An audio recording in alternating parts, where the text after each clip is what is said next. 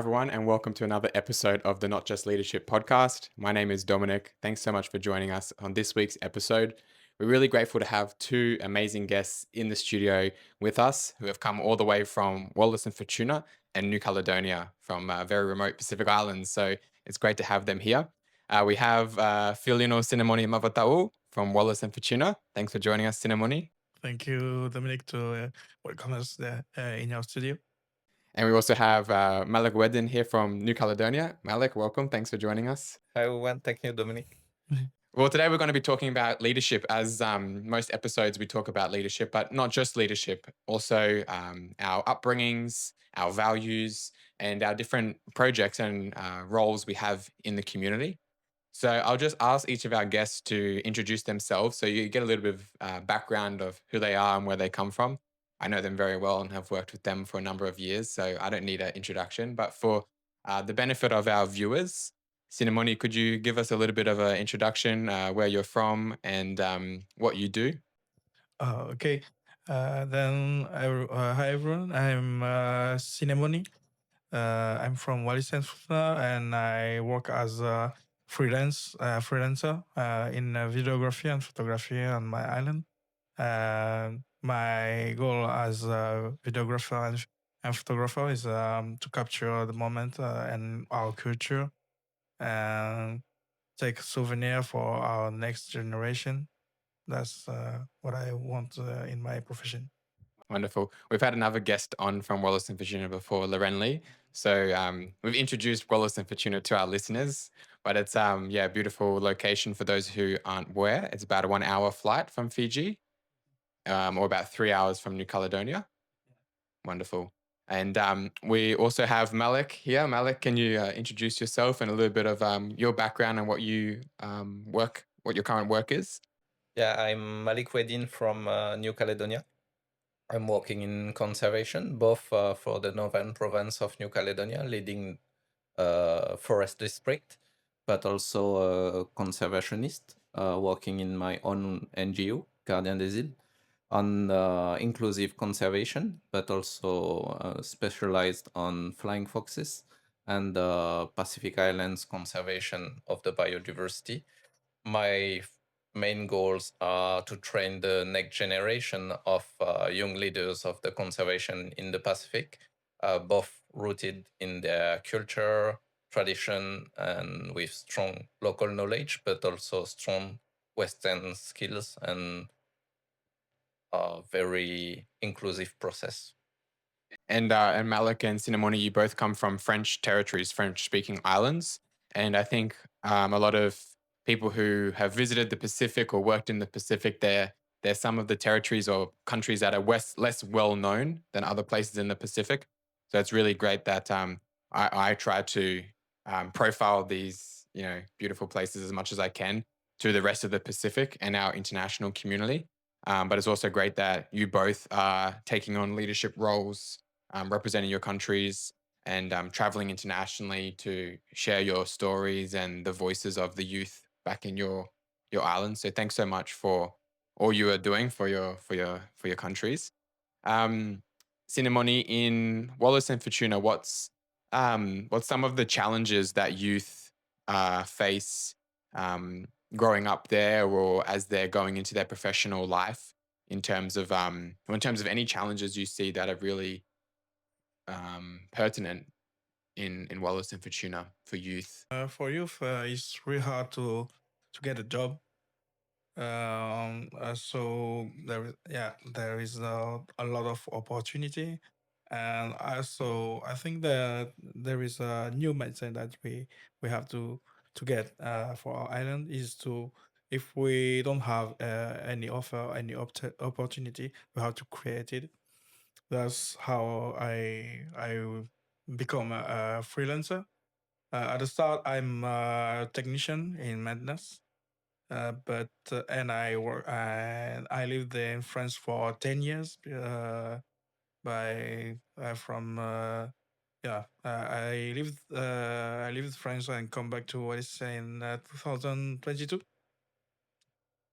and I choose to become a freelancer, and because I know that we don't have a lot of opportunity in job, then I prefer to let maybe an opportunity become to be a technician for youth and take a place that I don't think that a lot of take the risk to make. Yeah. So going into freelance, it's you're an entrepreneur because you're working for yourself. Has that been challenging in a small island being an entrepreneur, or is it what's been the pros and cons, the positives and negatives? Yes, it's really risky to become not just an entrepreneur, but also being a photographer because it's something that we are not really. It's not really common to us, like to call a photographer for an event, family event, or something like that. It's really new, and uh, our first photographer was an European guy from France, and we had another photographer, but and she's a woman, but she didn't. I think that she didn't uh, do a lot of communication on media. Then she was not well known, and when I arrived to Wallis, I begin by taking pictures of our tradition event. By that, a lot of people know my work, and begin to call me to have some projects. They try to they begin to be interested by have some photograph of their family event. Uh, uh, that's how I started my job. It was really risky because I didn't have a lot of call for that. Yeah, it's pretty new for people. I think that also the other challenge is to educate them of how a photographer work, what they have to attend from their job. Yeah. And that's the life of an entrepreneur. It's all about taking risks and then hopefully getting a reward in return for your risk. Um, Malik, you've got a background in environment and you've also got an NGO as well. What made you create the NGO Gardien des Îles? And what's the work that you're doing through the NGO with the community and with youth? Yeah, at, yeah. For Guardian des Îles, we built this NGO at the first time for protect our islet in the lagoon because we use it since we are child and see the environment just degraded, and we want to try to reverse it and face the different challenges of environment and biodiversity conservation in New Caledonia. So we are trying to train some youth. The main action we lead is mentorship because we think it's very it's an Oceanian value, very adapted to Pacific Islanders, and it seems to work very well with youth, better than academic framework. So we are trying to make it. We work together with different communities, try to engage them, train them, and also empower them because by the past it was mainly Western scientists and Western conservationists which led the conservation in New Caledonia, and it was they made great project, but when they gone, anything happens. So we are trying to have a sustainable project built by the community for the community. Yeah, great. And it's great that you've identified the mentorship as a way of connecting with the community and connecting with the youth rather than just, academic information, as you mentioned, or um, other forms of communication. Mentorship is great that you've identified that as a really good way to progress your objectives as an organization.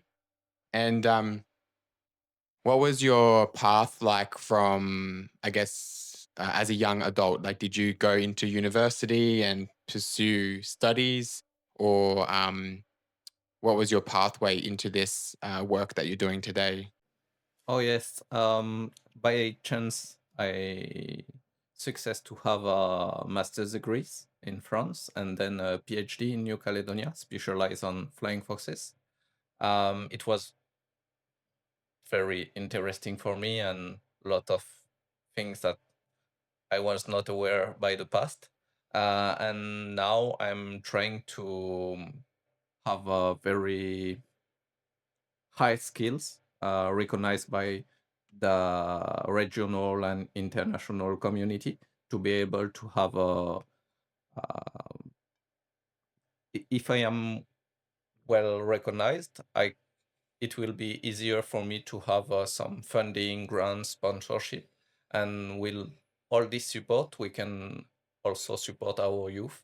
As an example, it's a solution for me to, when I go to a conference, to have more sponsorship and come with youth, or also to pay them some stuff to be able to conduct some studies and mentor them well, that if I have not this international recognition. Yeah. So And one good example was you recently were in Cairns for a conference and you were able to bring over a youth from Wallis and Futuna. yeah, by chance I was supported by Conservation International, but also the local government of Wallis and Futuna and the consulate of Australia. Mm.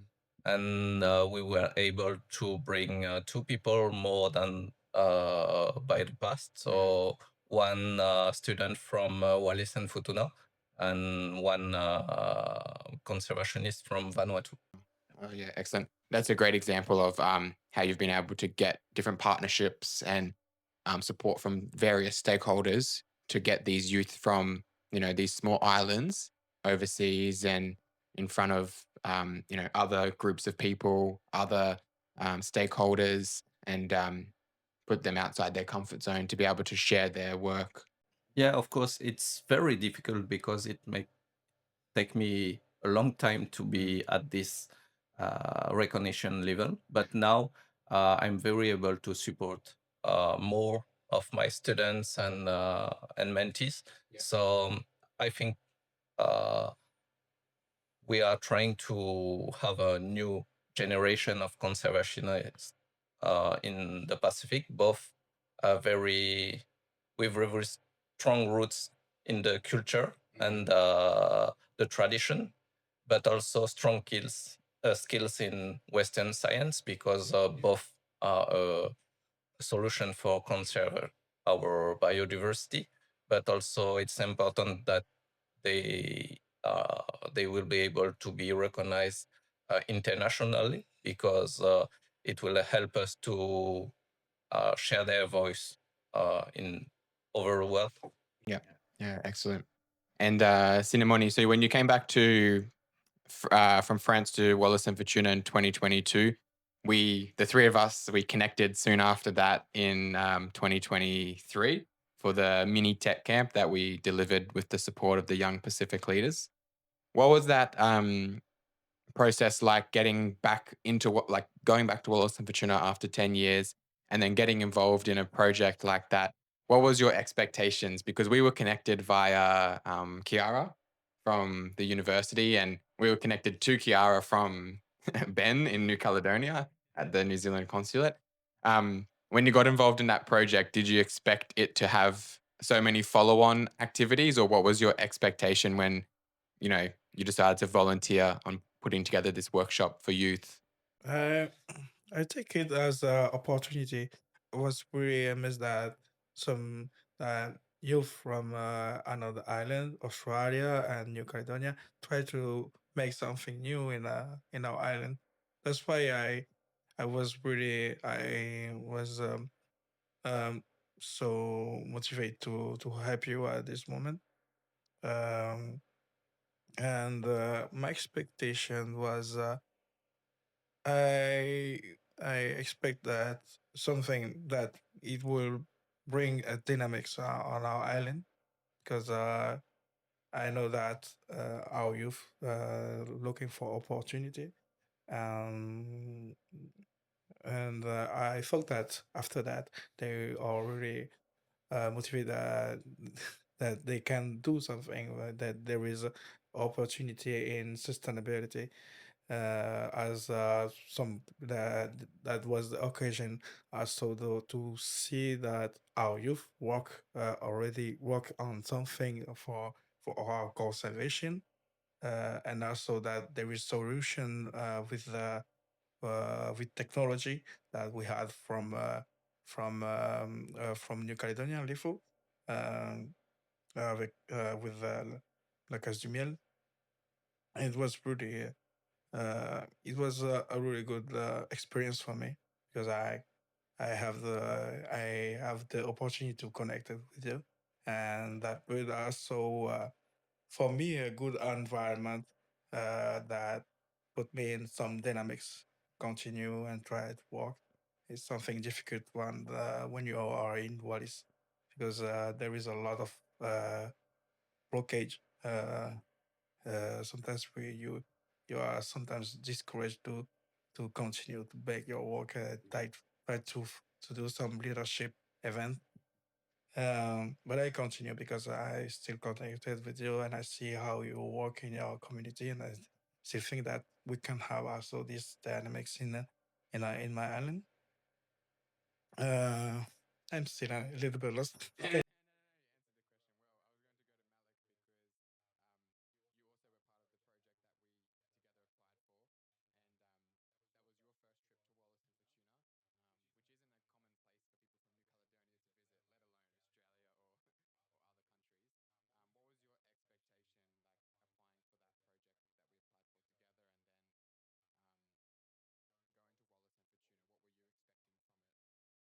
It was very interesting for me because by the past I had never organized this type of event. When you contact me to try to make it together, I was very interested because of our goal was very aligned with my value and trying to explore how we can have a real impact in youth or on youth in Wallis and Futuna, but also identify how they can better link them with the Pacific region.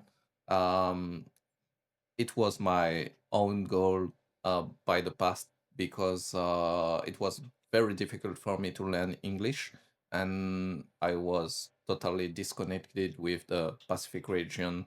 And I also had a lot of the difficulties to travel and to make my study with other colleagues speaking in English. So it was the occasion for me to identify how, with all this journey, I will be able to help other people to have a better journey than me in the connection of the in the Pacific.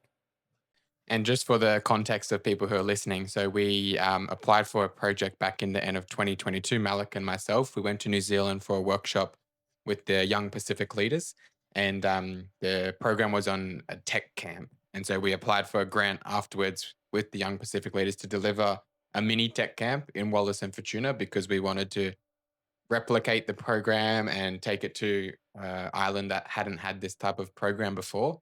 And fortunately, we were successful, and then we delivered it in 2023 with Sinemoni's support.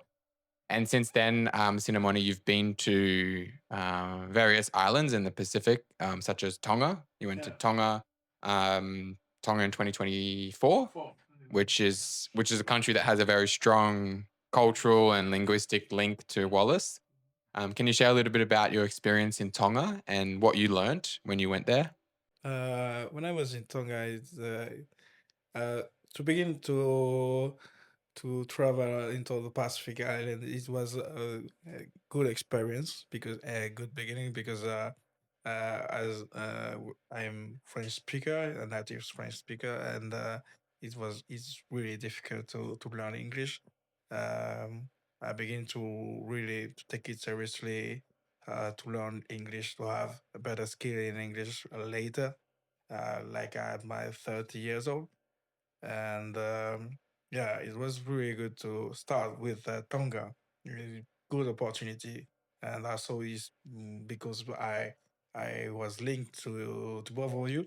I knew about YPL and I start to search next occasion, next opportunity to be in a workshop or YPL workshop. And then yeah, first workshop I was in it was in Tonga, and that what I learned is that there in Tonga that my English is can be bad because if I don't have a word in English, I can speak in Walisian because they will understand it. Uh, when I was there, I was linked to a mixed Tonga and Walisian family. Yeah, they welcomed me in the island. I had the occasion to meet their father. Their father is his name is Sonefui Mauno, and he's originally from Wallis Island. He was married to a Tongan woman.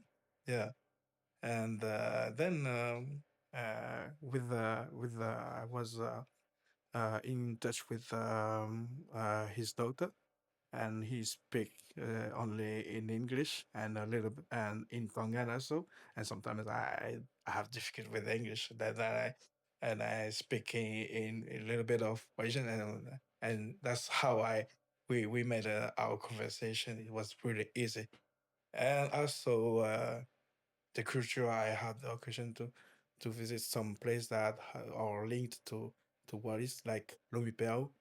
There is that is a common story about Tonga and what is, and also how we both of our island are really pride. Yeah, yeah, that was really proof of Walisian pride and also Tongan. Um, uh, this first experience was also my first experience with other youth from other island, Tongan, Kiribati, Samoa, uh, New Zealand, and I discovered something, a safe place to speak in English, and also to bring another energy from this reunion to my island. Yeah, and that's why now I'm very motivated to connect other youth to the Pacific. Yeah, yeah. And Malik, since the workshop in that we did in Wallace in 2023, what's been some of the programs you've participated in internationally? Mainly some workshops and conference on conservation of the biodiversity. I made some workshop in Texas on bats with the Global Union for Conservation of Bats and Diversity, and also in Australia with a new structure we are trying to build, the Melanesian Biocultural Network, to strengthen the Melanesian network in conservation, both with scientists, conservationists, but also NGO and civil society, but so customary chief. Yeah, wonderful. It's great to hear both of your journeys over the last few years. I feel like it's only been a few years since we met, but we've all had amazing opportunities internationally and in the Pacific and in Australia. And now here in Brisbane, filming this podcast a few years later since we first met. Well, the theme of the podcast is not just leadership. So I would like to ask some questions on leadership and focus in on this topic now. So, Sinemoni, what does leadership mean to you, and how do you try to be a leader in your community? Leadership for me is support our youth. It's not about being to rule them, because sometimes maybe it's something that we think about leadership. Is really to help them, to push them to make their opportunity like we did before, because um, that's the we try make positive things and bring the positive energy that we have, and enlarge this positivity with them. I think. Yeah, that's a good summary. And Malik, what about yourself? What does leadership mean to you? How would you define it? And how do you try to be a leader in your community? It's very interesting because I think the word leadership and leader make a lot of youth very afraid. It's not common because I think Pacific Islanders are originally shy and humble. It made difficult to support and to highlight it. I see leadership as someone or some people um, supporting the community, giving them a way to follow, but also giving them some example of how we can lead some project, how we can support the community. Not it's often identified as politician in New Caledonia, but I think not all the politicians are leaders, and we have to disconnect it very um, integrated in our culture and mind, because we need leaders. It's probably one of the problem currently in New Caledonia. We have a lot of politicians, but not a lot of leaders. You have not a great place in the society, and so we are trying to build a strong network to secure our leader and help them to just do what they want to do for the community, for the country, for their family safely, because it can be very impactful for our mind, particularly with social network, with some people disagree with what we are doing or what we are saying. So we have to build a community, a helpful community, to be able to support our leader and make them safe. And for me, if I don't consider myself as a leader, but more as a facilitator. I'm trying to link people and also to identify opportunities and just connect people with opportunities or people with other people. Yeah, that's interesting. I like the 2 points you made there. So one, automatically we think of leaders as politicians, particularly in New Caledonian context. But I think, yeah, that's a interesting point. In a lot of countries, that's kind of automatically who we think of. And as you mentioned, not all politicians are leaders. Some of them are in that role for maybe other motivations, or they don't always show leadership characteristics and traits. So yeah, I think that was a good point. And I also liked interesting. Do you think Malik is a leader? He said he's more of a He's a leader, facilitator. and yeah, then he made a new point that a leader is a facilitator, because he facilitates something, is help Yeah. community to bring to build something, Yeah. and he said it before. A leader helped the community, and Yeah. as a facilitator, he did that. Yeah, exactly. As you mentioned, Malik, you see yourself as a facilitator, but I see facilitator as also a leader, because the role of a facilitator is to connect, help, support. And similarly, that's also the role of a leader.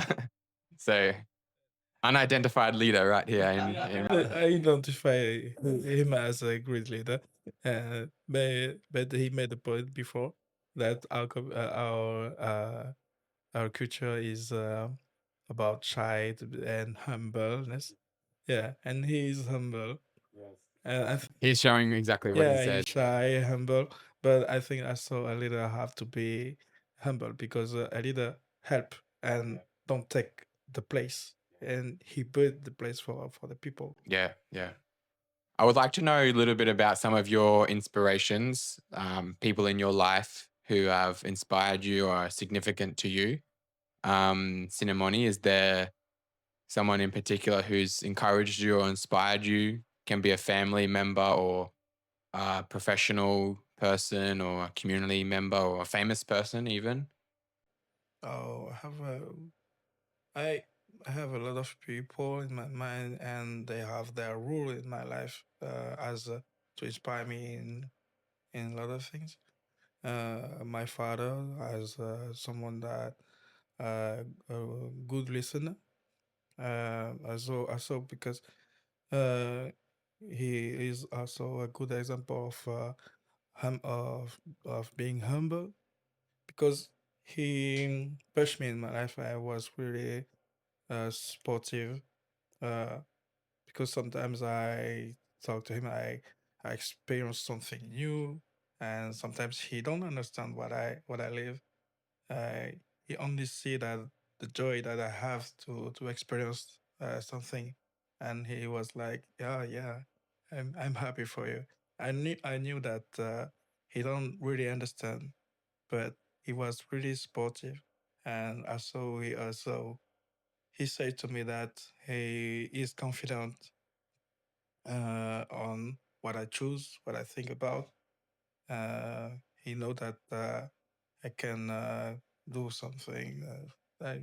He was really great about that, and that's why he missed me a lot. And also my grandmother from my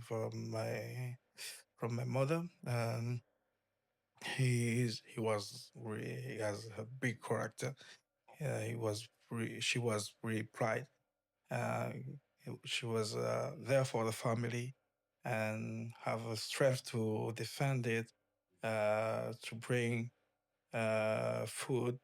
Uh, we didn't miss anything with her, and it's something that his image made me respect women that place in our society.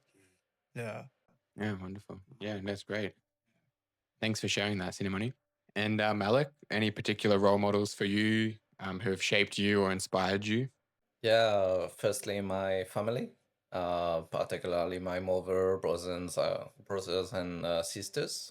They are a good example of resilience and how you can take care of your family. And then my future wife, Ivy, which are probably one of the most brilliant mind that I met during my journey. And she is very mm, dedicated to our country, our community, and have a, I think, she's a good experience of how women can be leaders and identify respectful and very powerful solution for our own country, even is in this time of crisis, and also how we can be also brilliant in the Pacific Islands because it's often difficult for us to highlight it compared to, I think, most of Western culture, where it is more common to demonstrate and highlight your different skills and prizes, awards. And I think she's a good example for this, and I hope she will be able to lead other youth in this way. Wonderful. Thanks, Malik. Um, you're both part of, we're all three of us were part of the EnglishEquip project, which is a project we're working on to support youth in Wallis and Futuna and New Caledonia to build their English language skills and find more opportunities in the Pacific and Australia.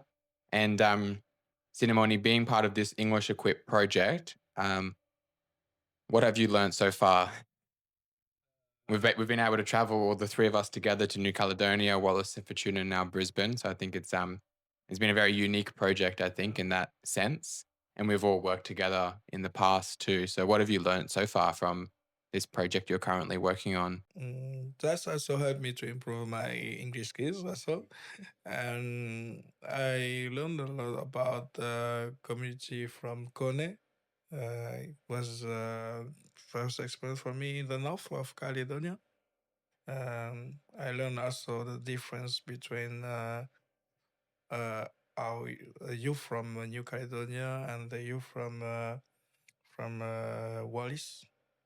I think there is a lot of potential from youth from New Caledonia, and that can with the link that we have already between New Caledonia and Wallis. I hope that will help also the dynamics to begin in Wallis and Futuna. Yeah. And what about yourself, Malik? What have you learned so far from being part of this project this year?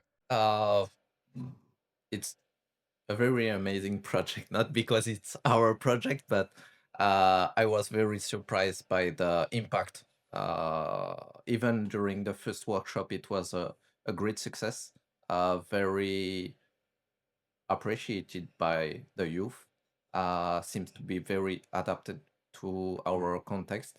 I think we probably found a good solution to help youth in our French territories to learn English, probably also expandable to other countries with local language speaking as a first language. So I have identified that together we can build very impactful solutions. It was a difficult year for me with a lot of works, but it was very good project where I spend my time, and I'm very satisfied by this first result. The mentorship program is also very amazing. I discuss with mentees, and I think if we had not did this, probably for the major part of them, they will not connect so easily with the region. And now we have you from New Caledonia, Wallis and Futuna, speaking with people from with other youth from PNG, Solomon Island, Vanuatu, New Caledonia, Australia. Each day is a very amazing journey for me, and I hope we will be able to have a follow up on this work. Yeah. And I think all three of us we've had a very busy year in our work life and personal life and volunteer life as well, because we all do a lot of volunteering, the three of us. So I think the fact that we've been able to fit this project in is really, really great achievement. And when one of us isn't available, someone else will step in and support the team and contribute, which is great. We all know that we can count on each other to deliver. So hopefully, next year we can support this project further into other parts of the Pacific. I guess, wrapping up the episode of Not Just Leadership, is there any piece of advice you would like to give youth, from any youth who's watching from around the world, or specifically youth from your community? What advice would you give them? If they're inspired by your stories and your trajectory, what advice would you give them if they want to learn English or travel overseas or work abroad or study abroad? Any advice? I can begin. Maybe for youth that are not very if they are shy or humble, just try it. Don't self-censure.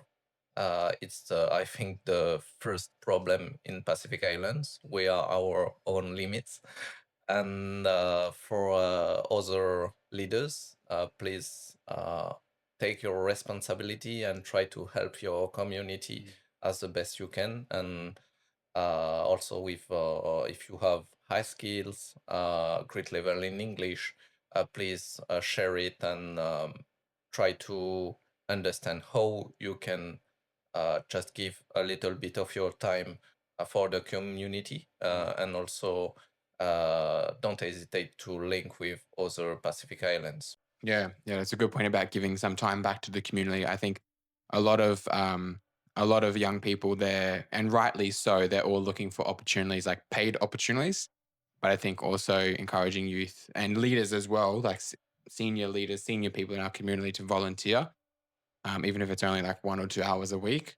There's a lot of benefits for both that person and for the community as well. So I think we all have good examples of how volunteering has helped us professionally, helped us get opportunities to travel, even opportunities for work.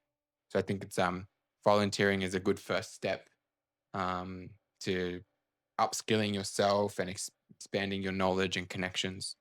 Sinemoni, any advice for youth from Wallis and Futuna? Or, I think that he kind of say the same thing that I think about is about taking risk. As I myself, I come with I came back to my island with no opportunity, and I think about taking risks to create it. And after that, I lived a lot of amazing experience, and I just want to share it with people. I think that we have to be generous and don't be shy. And sometimes I think that we have a lot of also a lot of potential in Wallis and Futuna, but they are shy to share it because they fear the judgment of people. I don't think that you have to think about it. You have just to enjoy what you do. If you like to do it, enjoy and share it with other people. I think that the joy that you live and you share it, the people will experience it, and they some of them will experience and just take the good comments of the people, and that's how I think. As also as from my experience, I have a lot of people that say uh, that they were happy to see my pictures. It's not about me. They didn't talk about me. They just talk about their family and oh my cousin is there. Yeah. Just then don't make something for you. Make people make the things for the people. And then don't make people don't make something to in the goal to be loved. Just love the thing that you do and share with the people. Yeah, I think that's something more positive, and it's a thing for from leadership. yeah, yeah, wonderful. Well, thanks, Malik and Sinemoni, for joining me today on today's episode. I hope we can share this resource as well with the EnglishEquip participants when it goes live. And really good to have you both here from your respective countries. And as I said, I always hope to be able to lift up these countries and promote their, opportunities and challenges to the rest of the world. And great to hear inspiring stories from both of you. So thank you for your work that you're doing, the work that you continue to do and that you will do. And who knows, we might do another episode sometime in the future, maybe in Kone or in Uvea. We can pack up the studio and bring it overseas. So yeah, thanks once again for your time, and all the best. Thank you, Dominic. Thank you, Dominic, for this opportunity.